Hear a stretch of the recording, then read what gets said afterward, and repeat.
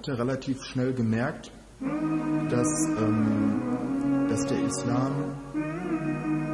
der Islam hat eine Antwort für jede dieser Probleme, für jede dieser Fragen. Nur das Problem ist, für einen eingefleischten Atheisten, der 20 Jahre lang auf die Religion geschimpft hat als Massenmanipulation für die Dummen, die zu faul sind, selber nachzudenken, eine schöne Lebensphilosophie geboten bekommen, ist schön und gut. Aber ich kann nicht hingehen und mich selbst betrügen, nur um mich besser zu fühlen. Und gleichzeitig mir dessen bewusst zu sein, das funktioniert nicht.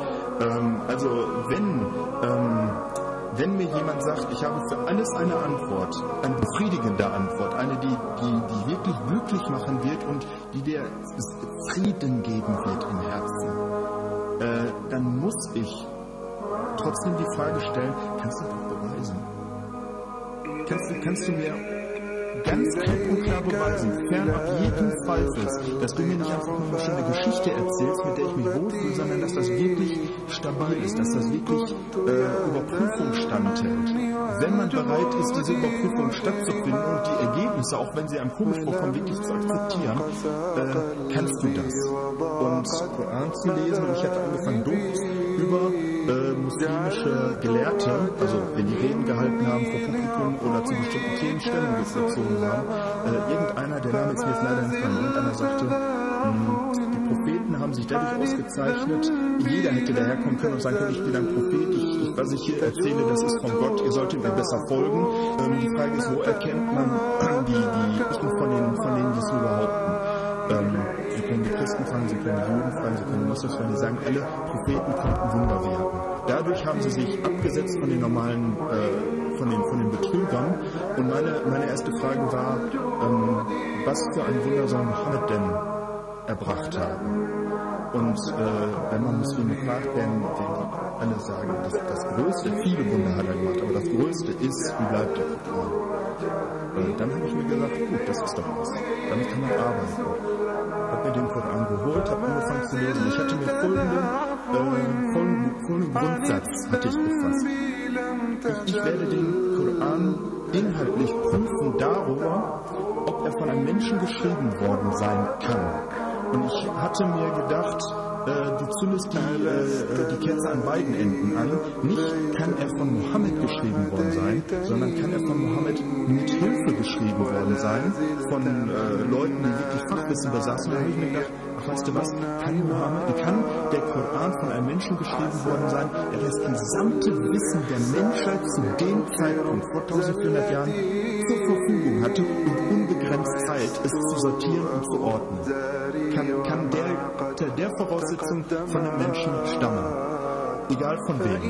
Und ich habe mir gesagt, wenn das, was ich vorfinde, mir klar beweist, das ist nicht möglich, dann werde ich so konsequent sein und den entsprechenden Schritt tun und sagen, wenn das nicht von einem Menschen sein kann, dann muss es von Gott sein, wie sie es behaupten, und dann werde ich entsprechend handeln. Und dann habe ich angefangen zu lesen und dann habe ich mich über den Koran ist, dass er neben den moralischen Rechtleitungen und dem,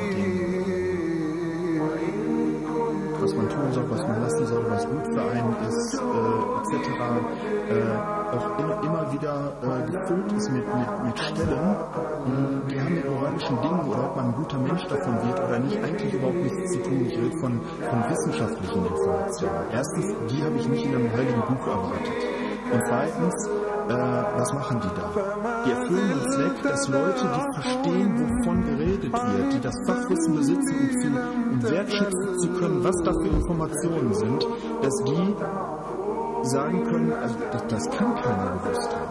Ich rede davon von den Stellen im Koran, wo gesagt wird, wie ein Embryo aussieht, wie er sich entwickelt, welche Stellen sich nach welchen entwickeln, was kommt zuerst, was entwickelt sich danach, welche Sinne treten zuerst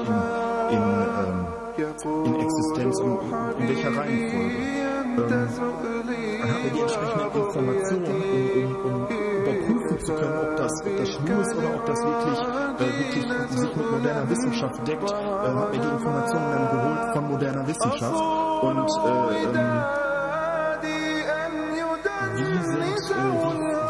wie gehen Bergmassive unterirdisch weiter? Welche Formen? Wie sind sie in die Erde reingesetzt? Gehen die überhaupt unterirdisch weiter?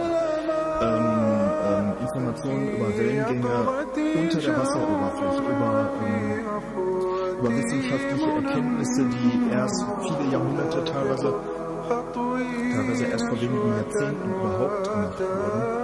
Und zu keinem Zeitpunkt habe ich irgendetwas gefunden, das sich mit einem wissenschaftlichen Beweis gebissen hat.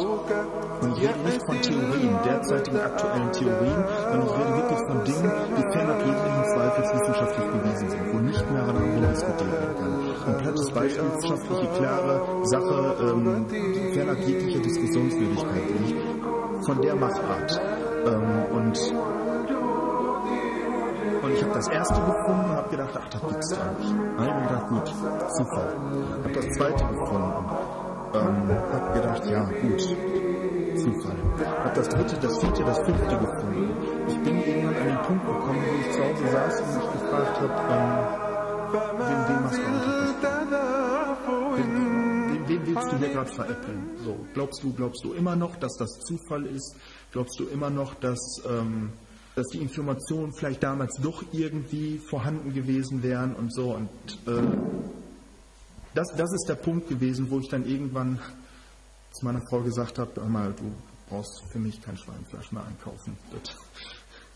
Und ich bin mir treu geblieben. Also ich bin dann wirklich hingegangen und habe gesagt, das ist zwar das Letzte, was du dir vor einem Jahr noch hättest vorstellen können, das ist ein absoluter Stilbruch. Du bist zu dem geworden, worüber du jahrelang geflucht hast, aber du hast den Beweis klar vor Augen. Und du musst jetzt das Richtige tun. Sonst kannst du nicht mehr in den Spiegel gucken.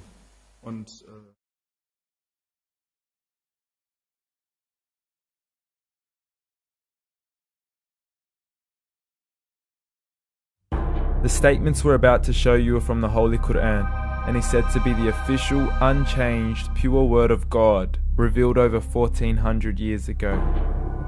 Claiming to be the word of God is a heavy statement, and without proof, or if a single contradiction is found within the book, the apparent word of God will be proven false. So without further ado, let's put the book to the test. In the 23rd chapter, titled The Believers, from the 12th to the 14th verses, God is said to give a detailed description of how the human being is formed. It begins by saying, "We then placed him as a sperm drop in a place of settlement, firmly fixed. Then we made the drop into a alaqa." We will translate this word very soon. "And then we changed the alaqa into a lump. Then we made out of that lump into bones. And then we clothed the bones with flesh. Then we caused him to grow and come into being and attain the definitive human form."